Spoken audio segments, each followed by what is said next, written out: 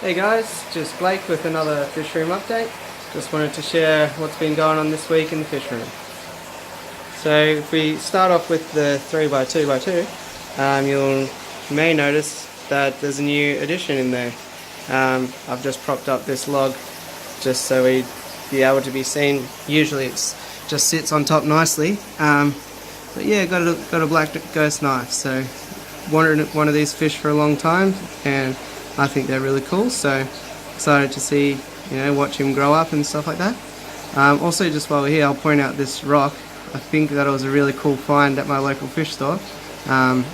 They, just like a lot of other fish stores, sell their rocks by weight, and I was searching through the pile as I typically do and noticed this one with a huge cave in the middle, so thought that's a win-win, less weight, and also will work really nicely as a cave. So usually I just sit this log on top, and the black ghost knife loves it in there.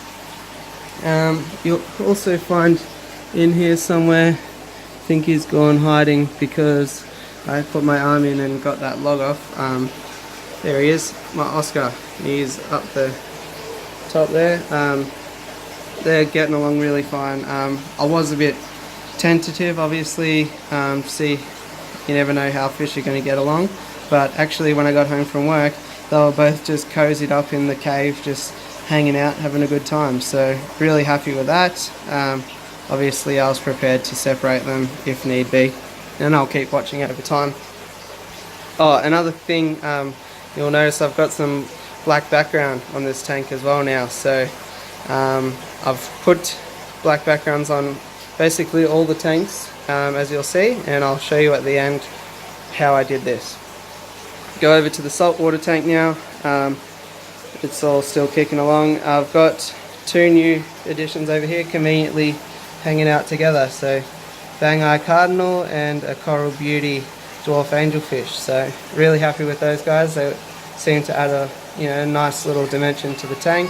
And yeah, it's a bit unfortunate that's one actual fish less in this tank now, because when I got home from work one day, noticed my royal dottyback just up on top of the tank. So not much gap, I'm aware that they're jumpers, but he must have got himself in a corner here, freaked out, and somehow squirmed out the small gap that's there. So really devastated about that. Hopefully eventually one day I'll get another one, but it's still a bit raw at the moment, so obviously too soon. Corals and everything are going just fine.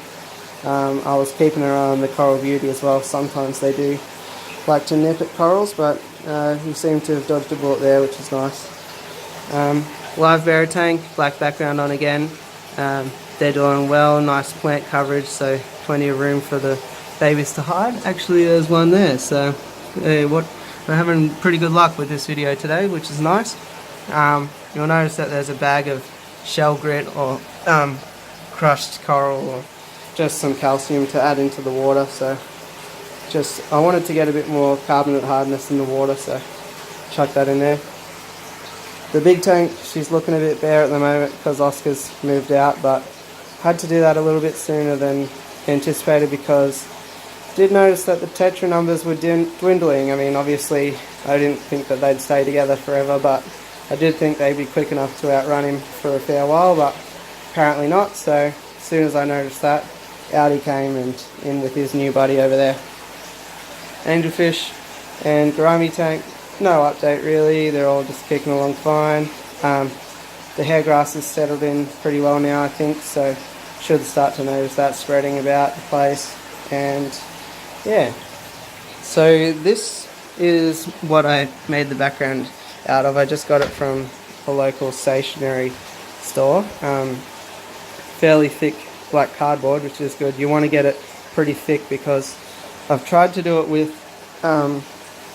like a roll of wrapping paper before, and it was just a nightmare. It would always get crinkled, and that would obviously show through the tank. So if you do want to do it, super easy with thick cardboard, and you just sticky tape it to the back, and looks just fine. So really happy with how that ended up.